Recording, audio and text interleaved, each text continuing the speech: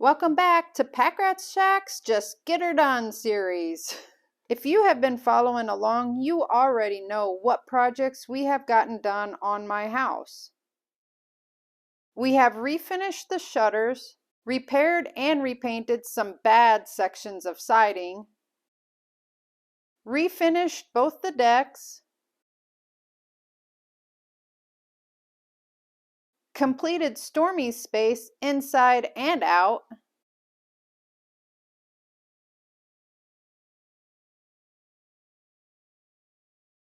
refinished my doors, refinished Nova's room after she moved out, refinished the living room and the hallway, and then as most of the kitties were moving out, we refinished the kitty room. But we still have much to do. For the sale of this house, I need to build a door to the basement, install a handrail at the stairs, finish my pallet wall project, and of course much more. Let's see what I've accomplished this week. This project was started about 2 years ago before I was even YouTubing, so I don't really have before pics. What I can show you is that these two walls had drywall put over paneling only on the top portion of the walls. So when I installed the shiplap, it butted up to the bottom edge of the drywall, almost evening out the surface. And there was another kind of trim for the chair rail on just these two walls. These other two walls had drywall from floor to ceiling, so when I installed the shiplap here, there is a start to a ledge at the top of the shiplap where it stops. You can understand what I mean by this when you see that the shiplap is layered behind the new chair rail trim only on these two walls. Also, since the original base trim was so thin, my plan was just to install the shiplap above it, which evened the surface out, and the old base can then be used as a backer for the new base trim to be installed to. Here is an area of the wall that I damaged while installing the chair rail trim. It still needs to be sanded smooth and repainted. And I wanted to point out that these walls, although I repaired most of the major imperfections, I didn't repair everything, such as past paint drip marks, nail pops, bad joints of the substrate below, and even wallpaper that partially was removed and painted over, or maybe that's glue residue. I don't know. I just know that when it came to this room, I tried to hold myself back from being OCD on all of the repairs. I'm going to start by adding this smaller trim under the chair rail. This trim I'm using is actually the top edge of some real wide baseboards. These were given to me by a friend last fall, and I had nothing in mind to use them for, so I ripped the top edges off of the wide baseboards, and I used the wide planks to make a divider screen, which I did sell in my booth pretty quickly. And then, after I had all of these tops in a pile, I realized they could be used as trim for this room, and I brought a piece up and put it into place, and it worked. So it has been set aside waiting for me to get back on this project and use it. I never really understood how to cut a coping edge for a corner before. But I stumbled into coping my first corner ever. And I did need to adjust it just a bit. But basically what I learned was a coping cut is that you go ahead and you cut your 45-degree angle that you would. But then instead of using that 45-degree angle cut, you're actually using the coping saw with a thin blade that moves around curves well, and you're following your front cut line all the way from top to bottom, but in a straight manner from front to back rather than going along the 45-degree angle. Therefore, you have a flush cut, but it's following the curves of the trim that can then be butted right into the other piece that's already installed into the corner.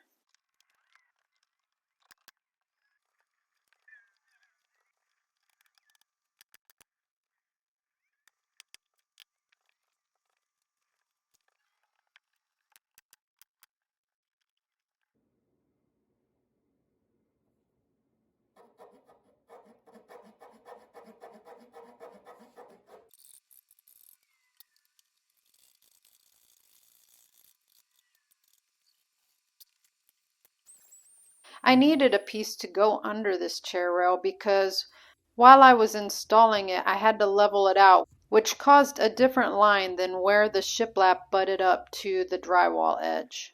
This trim is going to cover that unfinished space very nicely.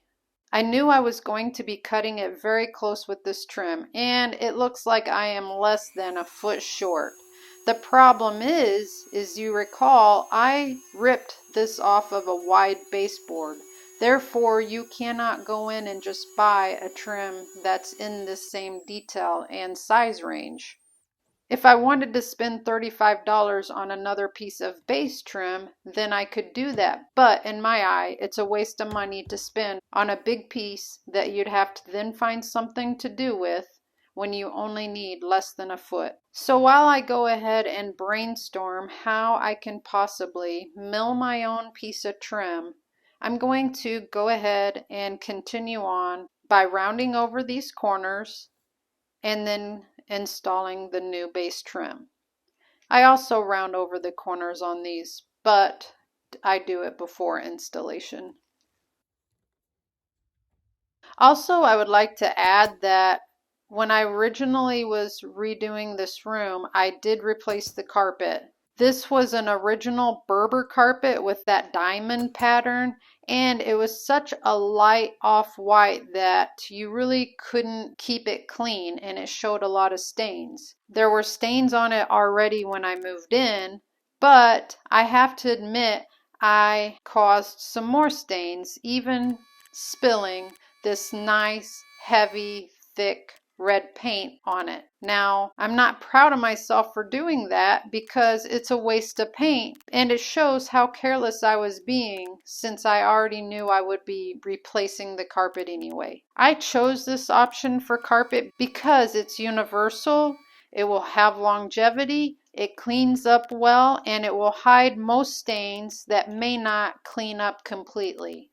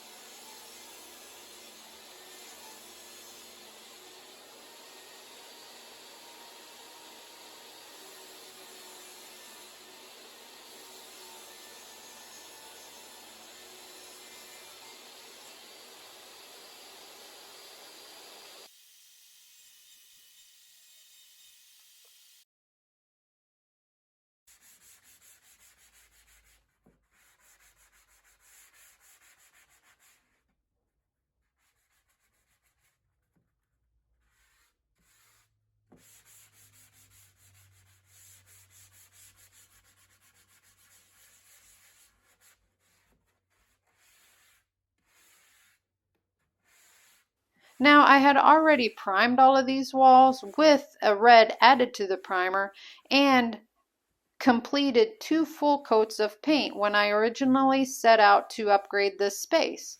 But I ran out of time, and this is where the project was left.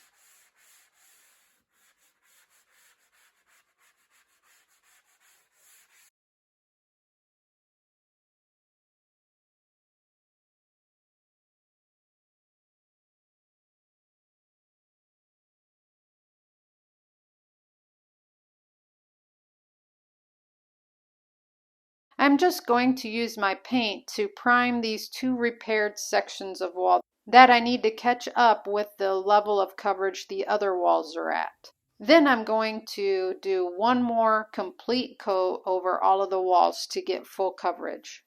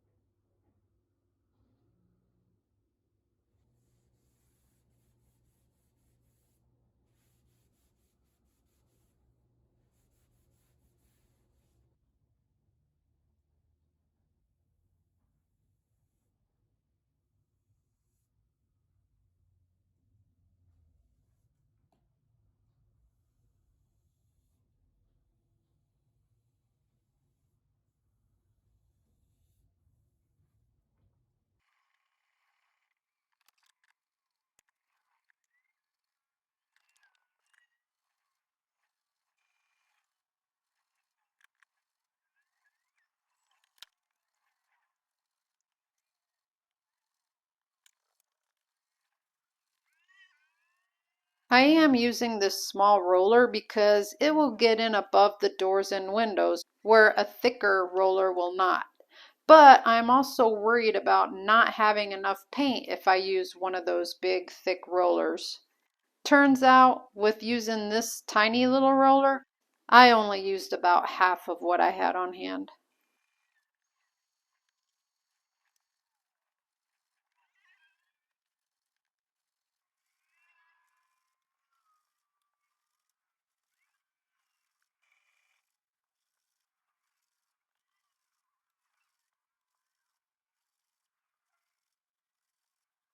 I did have to buy one more piece of base to rip down in order to finish my idea across the top of the chair rail, but this idea finishes off the top edge quite well and it hides the level differences between the two walls.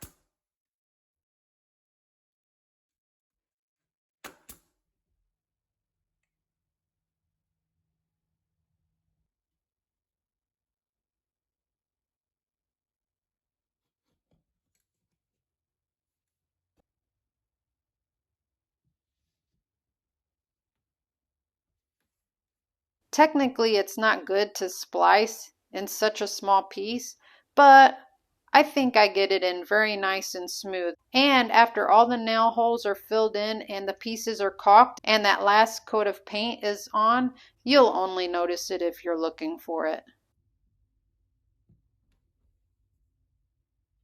Caulking everything makes all the different pieces of trim come together and look seamless as if it's all just one custom piece of trim.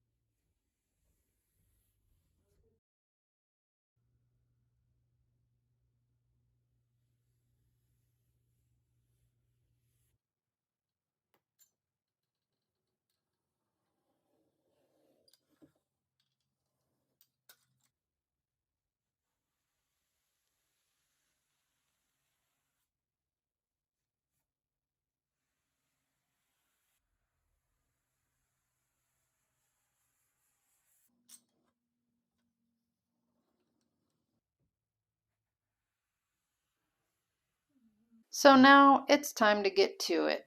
Yet another push your limits and learning session. I need to go ahead and do something I've never done before, and I'm going to be challenging myself. It's time to mill my own piece of trim. I start by cutting a piece off of some scrap wood that is just wider than the depth of the trim. This gives me room for error. I work with a piece that's a bit longer as well. This way I know that both ends possibly will get damaged and those will be able to be cut off when I'm cutting the piece to size to fit in. I did have to buy more bits, and I ended up buying a box of 16 different bits for about $64. I would have spent over 50 for just 2 bits that I needed to be able to use the router the way I'm thinking I can use it in order to mill this piece of trim. Now, one might argue the quality between the 2 versus the 16 is where the price difference is, but on my small scale of the amount that I use routers, I think having an assortment of router bits on hand at all times will help me accomplish tasks not planned for, such as this, without having to run to the store every time. Also, it comes with a box that I can secure all of my loose router bits in a more organized manner. One also may argue the point that, well, you ended up spending $64, which is double what a piece of trim would have been. You could have saved yourself time and just spent the $35 on a piece of trim. My argument on that is there would be excess wasted material, and then I would have to figure out some kind of project to do to use it so it's not wasted. And I'm getting close to a deadline in my time frame of being here and getting moved completely out. And I also know that I'll still be able to get use out of the money spent on $64 rather than a hindrance on trying to fit in another project. So for me, at this point in time, it was worth making a more expensive choice that will continually be able to be useful.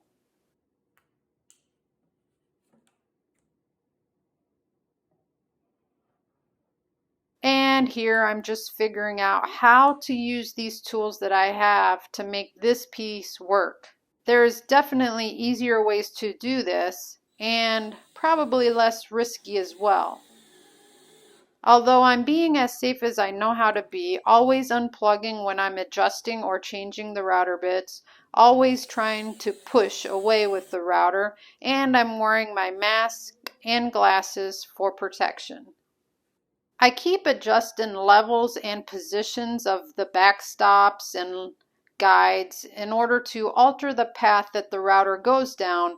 I'm just trying to eat away as much of the wood that I possibly can and leaving it as close to the outline that I traced at the end of the board, which is how I determine the height and direction I'm trying to push the router bits down, the length of the piece.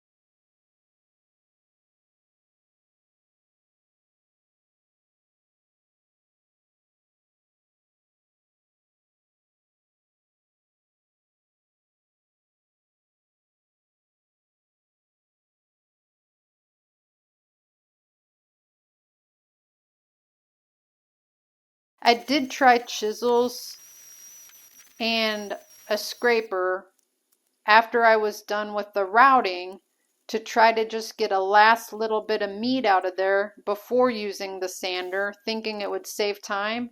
But because it's such a soft wood, the chisels and the scraper is not removing thin scrapings of wood. Instead, they're digging in and causing damage.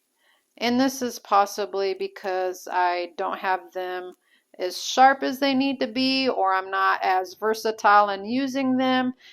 This is a journey for me, and I'm learning along the way. And at some point in time, I just might become a little bit more versatile with the chisels as well.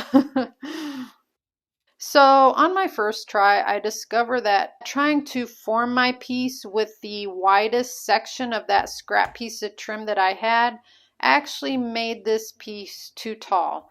So I was worried about making it, if I followed the narrower side, that it would be too thin. But it is better to have it bigger to begin with and take something off rather than it being too small. So even though my first effort still needs to be tidied up a bit, it's really not a bust. I just need to keep at it and keep fine tuning it down until I get it where it needs to be.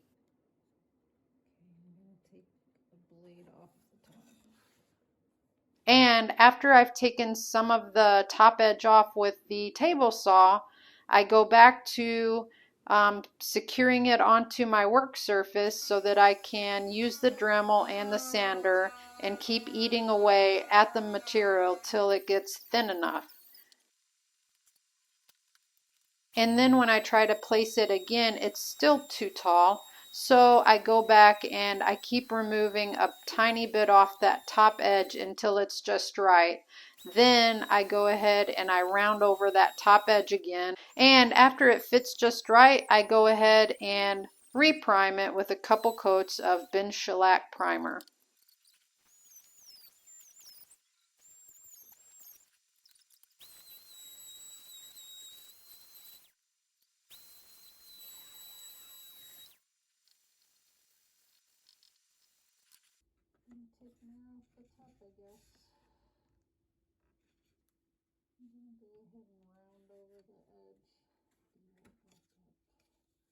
I really shouldn't have even primed it that first time. Everybody knows you check it to see if it's right first. I don't know what I was thinking.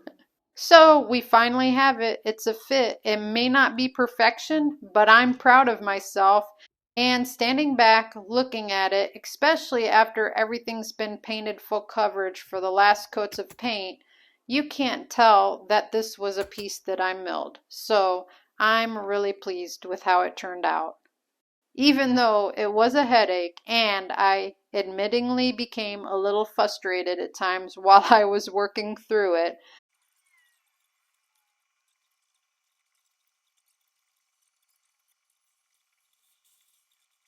So after doing my last final full coverage coat of paint, I discover this leads to a whole nother problem. You can see here looking down in the view that I would be looking at while I'm edging in my paint, it looks like a nice straight line. Then you step away and you look straight on to it, my cut-in line looks like rubbish. Very disappointing. But there's nothing I can do about it. If I edge in the wall paint, it's gonna look like the same rubbish line of red down on the trim. So I decide to go ahead and get a tiny little piece of trim to finish out that top edge. And when I go ahead and install it, I'm caulking it in first so I can smash it back in and it'll follow all of the imperfections of the wall since it's so thin. I feel this is the best way for me to keep that clean finished line. It's just something that's right in plain view, eyesight level, and really just needs to be a nice tidy line. Please don't judge this project on interior design elements. That wasn't the purpose of this project. We are in the process of removing all of our personal items and have prepared nice clean walls for the new homeowners to decorate in their own style. For all of you who may be thinking that this is way too dark and that the new buyers will just be changing it as soon as they move in, think again. They have already seen it. They love it and the feeling of the comfy coziness that I designed it to be. Thank you all for watching. If you enjoy my content, please take the time to like and even subscribe. We do have at least one more project for this series, but next week I'm hoping to have a furniture redo ready for you. And I really apologize that this is just a voiceover where I usually do a face-on kind of outro. But anybody who's following my Instagram or Facebook, you are aware that I had to bury my Mr. Handsome this morning, Stormy, my Stormy Tons, and you just don't want to see all of this right now. I'm barely holding myself together. But as always, until next time, stay safe out there.